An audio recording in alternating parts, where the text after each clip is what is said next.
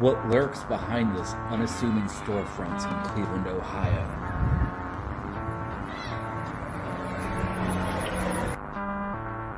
It's the Buckland Museum of Witchcraft and Magic.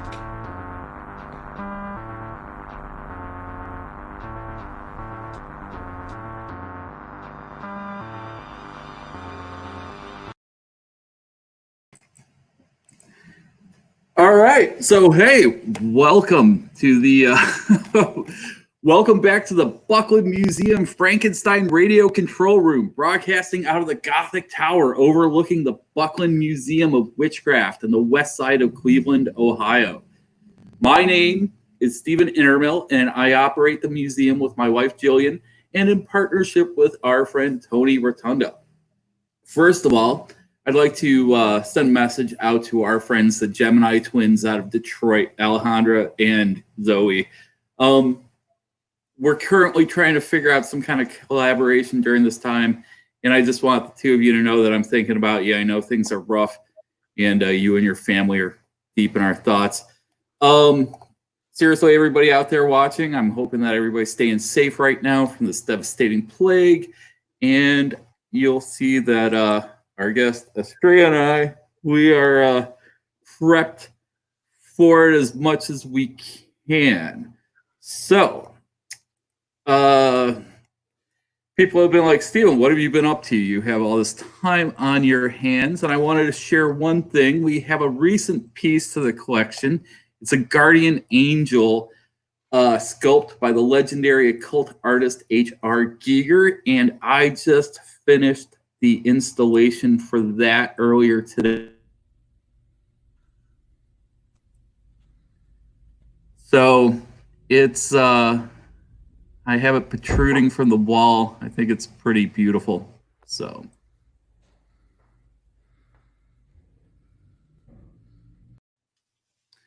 yeah, that's what's new over here.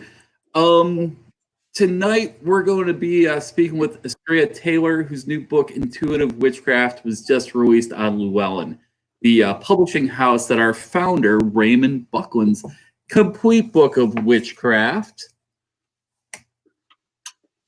right here, as well as his book of spirit communication, emits out of. So, of course, we're huge fans of Llewellyn here. And recently, I've been reading this, and I was lucky enough to be at the launch party for this book here at PentheaCon back in February. And I really wish that this book was around 20 years ago when I first started getting interested in this stuff. It's a pretty good book about the, just the basics of ceremonial magic. So let's see here.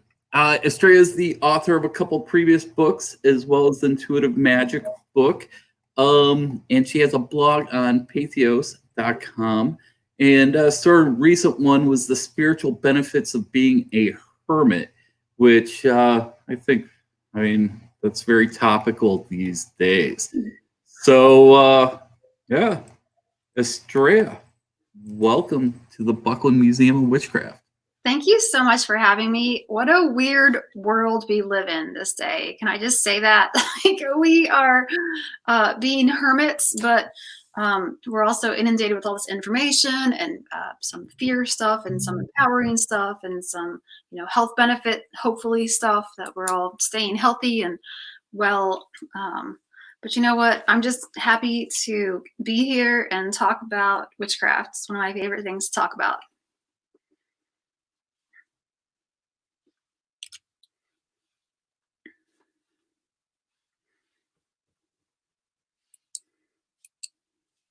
I think we have a mic mute issue. Here I am. Sorry about that. So we had actually met a couple months ago at PentheaCon, and we were, I think we both kind of assumed, well, we'll get to hang out in a couple of months. And now we've canceled that event. So this is a great opportunity to hang out a bit, talk about your book, and which leads me to kind of like my first question. What exactly is a intuitive witch? So I identify as an intuitive witch. Basically, it's someone that kind of just does what they feel is right according to their intuition. They may have like a magical kind of awareness going on within them of the energy within them and the energy outside of them. And they may also have an intuitive awareness of how to manipulate your own energy or the energy outside of you through little practices. And this is kind of like what I've just done naturally my whole life. I've just always done these little tiny magical things that later on I learned, like, oh yeah, that's poppet magic. Oh yeah, that's binding. Oh yeah. And so it's not exactly the way that a lot of witches do it. And I've learned a lot from traditions and their methods and whatnot, and it's great.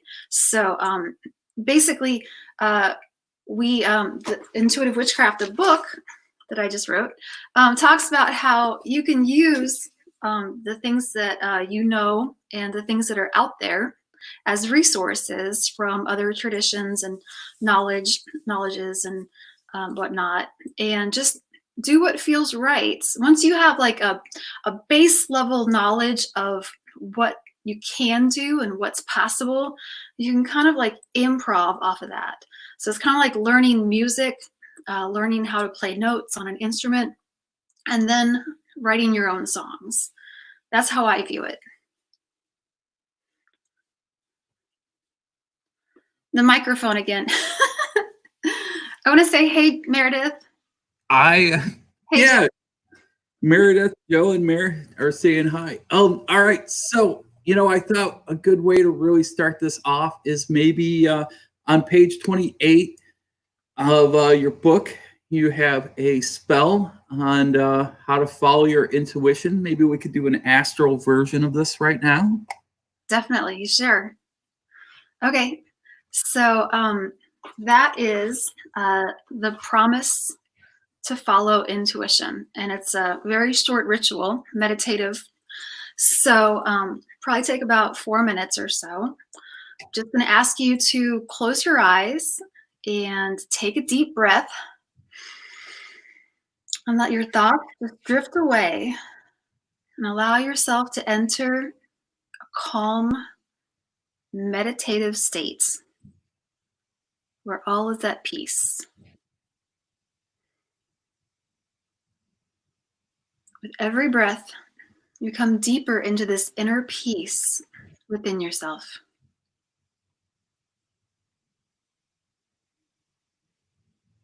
And now I want you to envision a candle within you that represents your intuition. I want you to see the color and the shape and the texture of this candle. I want you to get some tactile observations, like if you can smell the wax and the essential oils with it. Go ahead and experience what this candle of intuition might be like within you. Now I want you to focus on firing up your intuition from deep within you. And just feel this power and force just come rumbling up from within and start to rise. And with your mind's eye, I want you to see a flame appear on the wick of the candle of your intuition. And it begins to dance and burn brightly. And now, as I speak these next words, I want you to repeat after me, either out loud or to yourself. Today, I make a promise to myself.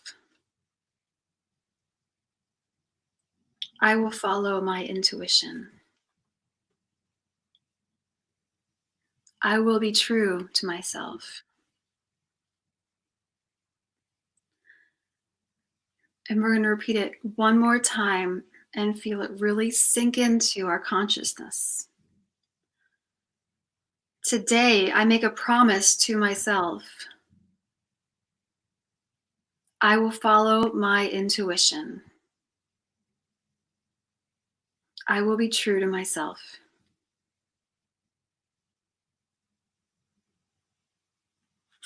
And as you look at the bright flame, you know that anytime you want to rekindle your connection to your intuition, you can light this candle within yourself again. And with a strong breath, I want you to come back to your waking self and open your eyes and feel refreshed. That was very nice. Thank you. So, how did you decide that this book was the important tale that you wanted to tell? There are a couple of reasons why I decided this. A lot of people don't understand what it's like to be outside of a tradition, like how anyone can operate. They don't have a lot of faith in these kinds of people. You can call it eclecticism. You can call it random people. And I just wanted to show them that there's integrity. There's a lot of research and study that goes on, and it means a lot. It's not just something random that I just picked out of a book and said, hey, this goddess sounds cool. I'm going to use them in this ritual next Tuesday. There's actually a lot of heartfelt meaning for a lot of this. And I know that some people don't do that, but a lot of people do. And, you know, there have been some trolls as well. And so this is kind of my slap back to them. Yeah. Like, this is how you do it with integrity and feel good about it.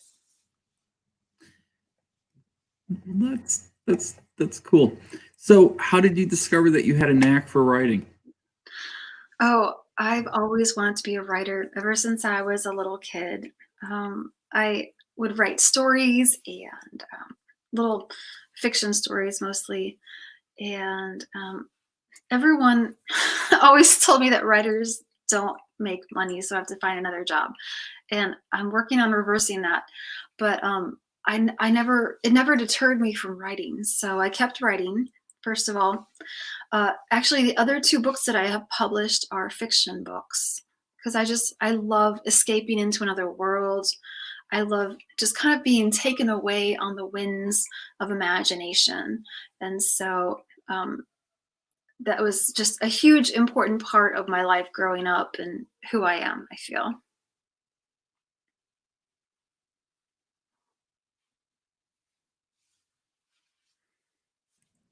So what so originally you were going to be here for a workshop, and of course with social distancing we can't do that anymore. But what are your workshops usually consist of? So I have the Intuitive Witchcraft workshop, and I talk about what intuitive witchcraft is, why it is, why someone might want to identify as an intuitive witch as opposed to an eclectic witch or just a general witch. And, you know, all answers are right. I don't like to preside over any rules or any regulations about who is what, who's allowed to say what, be what, claim what. It's all good to me. But so lack of gatekeeping, right? Yeah.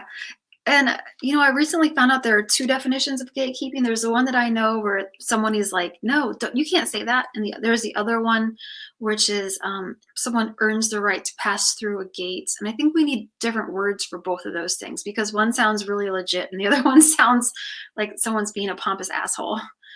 If Right. I can say that. Perfectly fine. So, hey, Melissa Baker says, hi, Steve and Astrea. So, hi, Melissa. And our friend Sibel says, thank you. No, thank you, Sibel. She's, I don't know if you've ever met her before, but she's a lot of fun. So, one thing I really liked about the book is it's part like memoir, part workbook, part recipe. How did you come up with the format? Well, I have. I know you said you're not strong on astrology, but I have Virgo rising, and it means I'm pretty well organized. Are Yeah, you? well, You have any I Virgo? don't. Virgo rising. Yeah. So I've read a lot.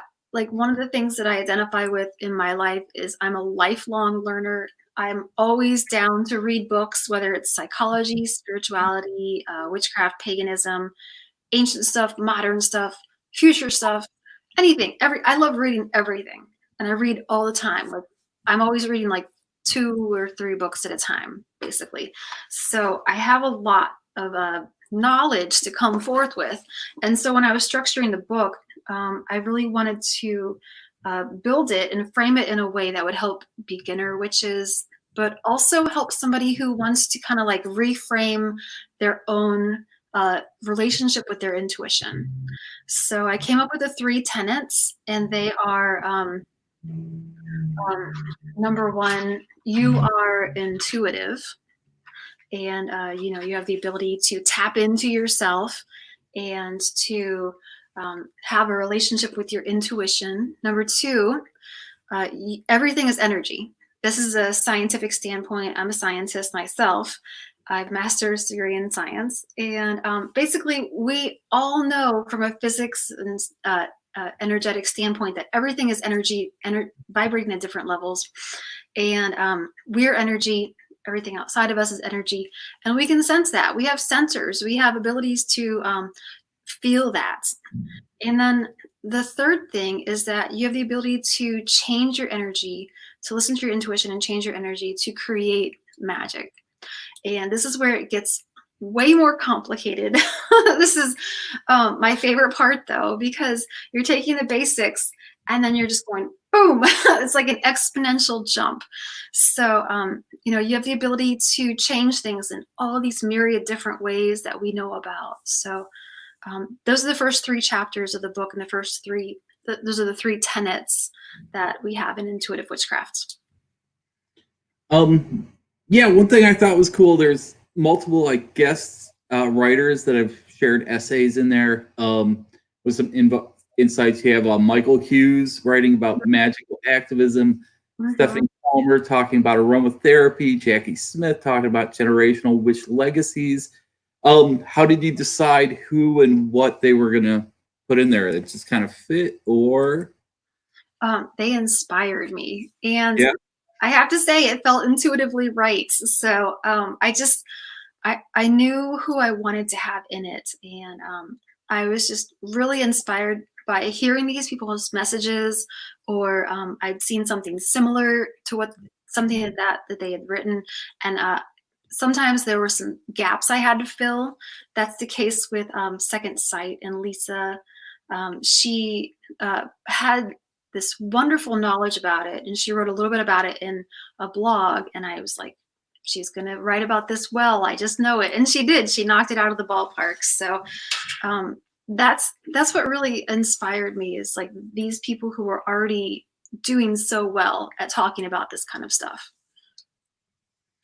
Yeah, it's and I imagine like being published through Llewellyn, it's kind of a there's a deep well of being able to get people involved, which is pretty cool. So we were talking about this earlier, and you're telling me about the first time you'd ever heard of our founder, Raymond Buckland. Would you be willing to share that story again? I would love to. So I was at Earth Warriors gathering in Southwest Ohio. It is a really fun gathering. And there's little cabins there, and it's put on by Heather Killen and the guys out of California, Modern Witch guys. I think if they're still doing that. And anyway, it was a magical night, and we heard that Raymond Buckland had passed, and everyone's like, oh my God, no, what? Oh, I'm so sad. And here I am, this little new age self-taught witchling, and I say, who? And they're like, how can you not know who Raymond Buckland is? and I was hanging out with Jason Mankey, and he summarily taught me more about Raymond Buckland and the importance of that. And I've learned a lot about our pagan witchcraft and occult histories in the last 2 years, especially as I've become more of a writer as opposed to just a blogger. So it was a great moment. We had a moment around the bonfire where we hailed the traveler, and it was really sweet. But to learn of him just after his passing is a little bit bittersweet, I will have to say. Yeah, he was really an extraordinary individual, and sometimes I get a bit choked up when I think about it. But here we're lucky enough to carry on his legacy. Here, wait, yeah, right there is a picture of him at our grand opening, which was about 3 years ago. We're coming up to our 3rd anniversary, and you know, it was really a special night to spend with him here. He I should say we were going to have a 3-year anniversary party. If you're planning on coming to that, we pushed it back to June 13th. So, if you're here and you want to come check out the museum, that'll be a fun day. We're going to have a bunch of vendors in the back, whatnot. But, check this out. Sibel says, I'm going to order your book for my shop. Oh, thank you. Pretty cool. I've been to your shop before. It's sometimes I take these like drives out to where she's at and pick up some items from her. So that's really cool. Glad to hear that.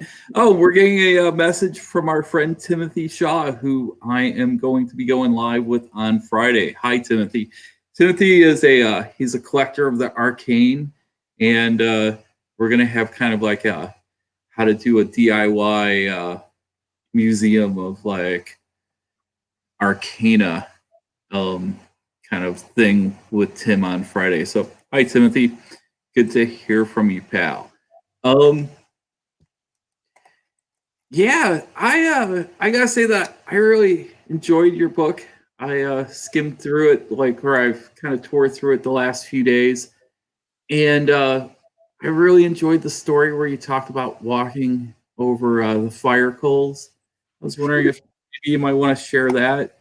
It's I mean, you don't have to go into the whole thing, but I think the thing at the end is the thing that I like the most, and I think that kind of is important in today's day and age right now. Yeah. Well, I love that story, and it's a weird one to tell because well, I'll just get into it.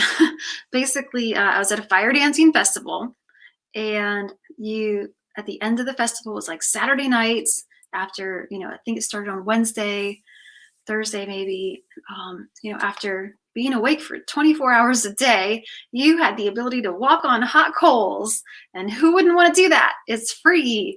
All you have to do is sign a waiver slip. So I was like, I don't know. My intuition is telling me to kind of like just calm down and like stay at the camp. And my Aries friend is like, you have to go. You have to go with me. And I was like, well, I love you. Let's go.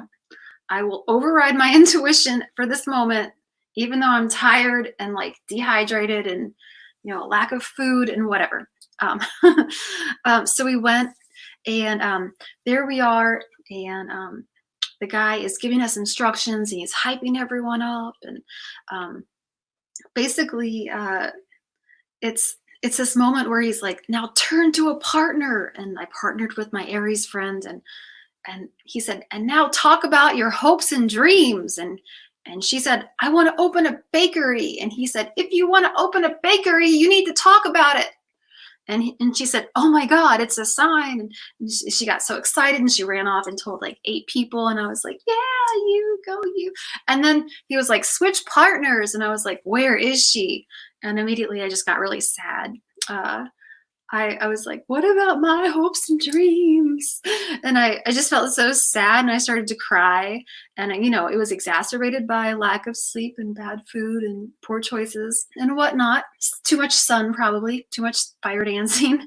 And And then he was like, "It's time to walk on the coals." And I was like, "I'm going to do it." And I walked on the coals and I got burnt on my feet. I walked one time and I was like, ah, like that. And I got burned. So, the next year when the fire dancing festival happened again, I went again and the fire walk was happening again. And I was like, I'm going to do it. I'm going to do it right. I'm going to have a partner who doesn't run away. And I did it with a different friend who knew the story.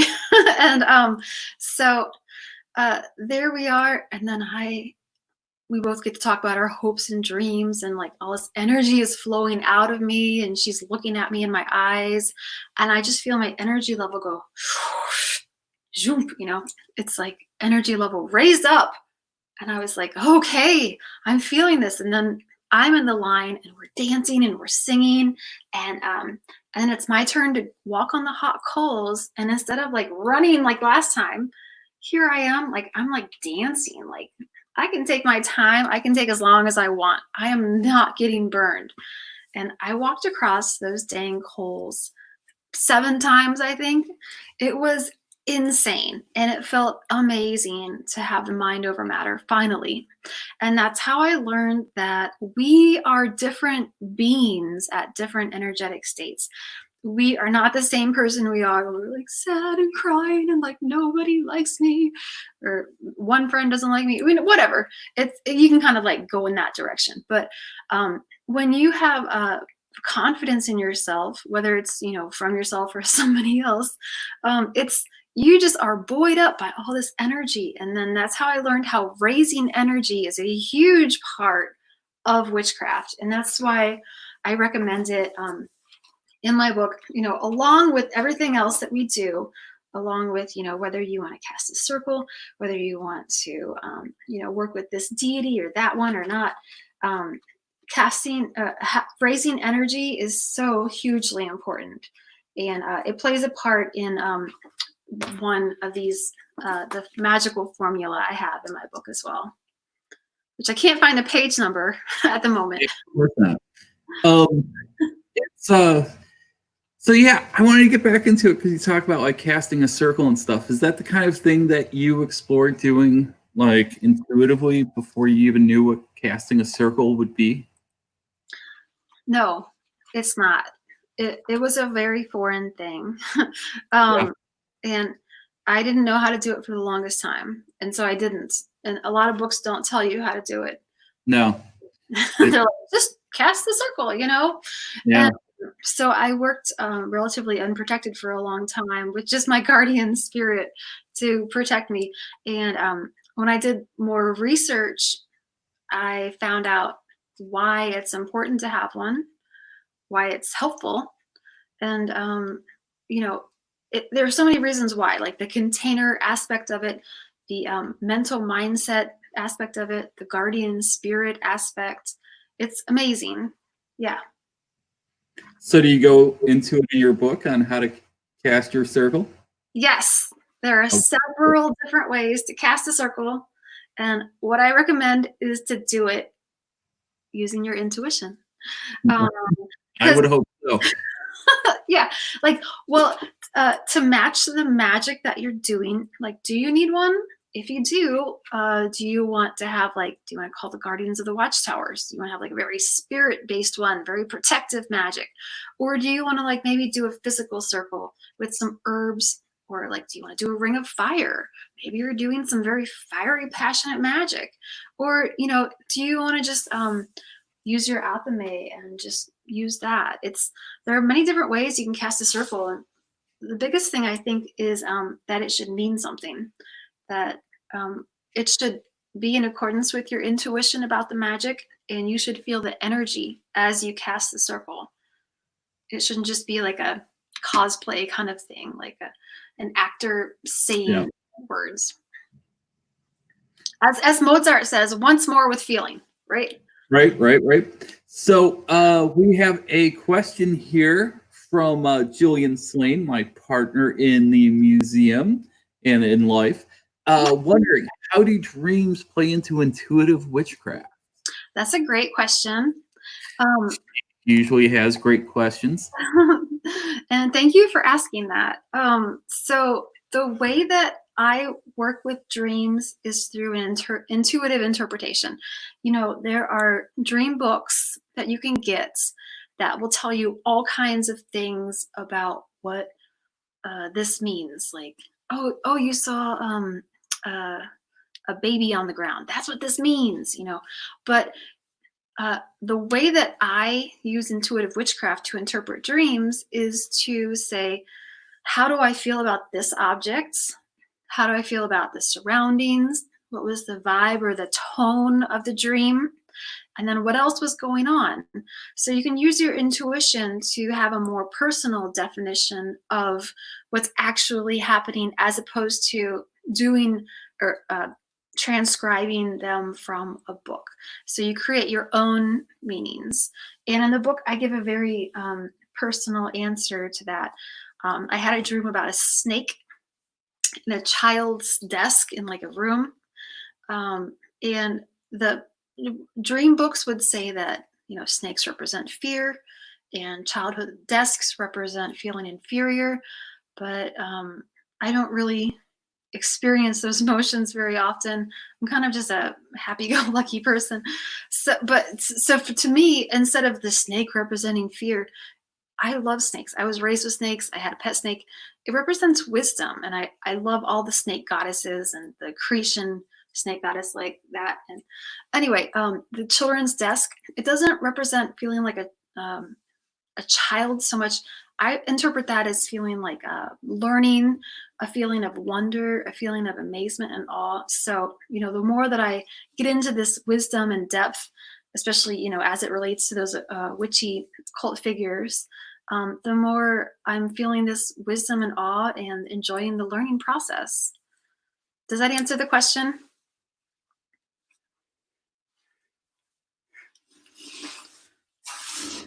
Your microphone again. It's because I gotta get better at this. So anyway, I think that answered the question pretty awesomely. So I have to ask, Astrea, so you blog for PTS, right? Where do you come up with your ideas? Because I found that if I have to do something like in a regular schedule, a Virgo rising, so maybe it comes into help there where you can easily plot out like a few months worth of blog posts. But where do you generally like pick the ideas from? Do you have like antennas where you come up with some ideas for content? Well, I'll let you in on a little secret.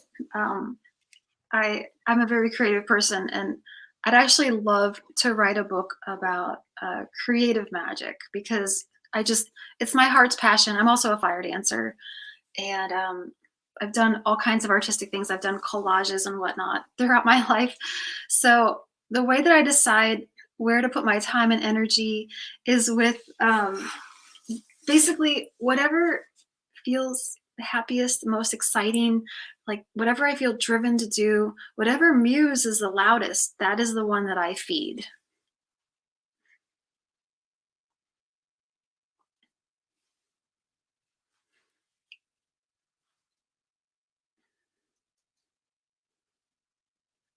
The microphone again. I'm so sorry. Gosh, I got to get better at this. There is something I wanted to point out here. Not only are you a writer, but you are also involved with the Blessed Be Witch Box. Can you kind of tell us about that a little bit? Oh yeah, I would love to. Basically, I'm a writer and I love certain little things. I love essential oils. I love bath salts. I love astrology. I love witchy things. And my friend had a box business and she said, I love what you're doing. And I said, I love what you're doing. And she said, why don't we put our minds together and get a box business going between the two of us? And so far we have the Wheel of the Year, and we have some individual boxes, including the Intuitive Witchcraft box, which has a signed copy of my book and some of my favorite things. We also have like a love magic box where you can create like a love self-love little spell jar for yourself, and a bunch of other indulgent products as well. But the new moons is really significant. This looks at where the new moon falls in your chart and gives you a personalized astrological reading, as well as essential oils, bath salts, either a soap, some kind of herb, usually a tea. Sometimes there's a salve in there as well. Usually a candle as well. We just try to like give people some healthy spiritual products that are all vegan, organic, and just high quality, to kind of like give them a spiritual focus. It's either like once a month or the wheel of the year 8 times a year. It's pretty cool. I love doing this. It's one of my passions.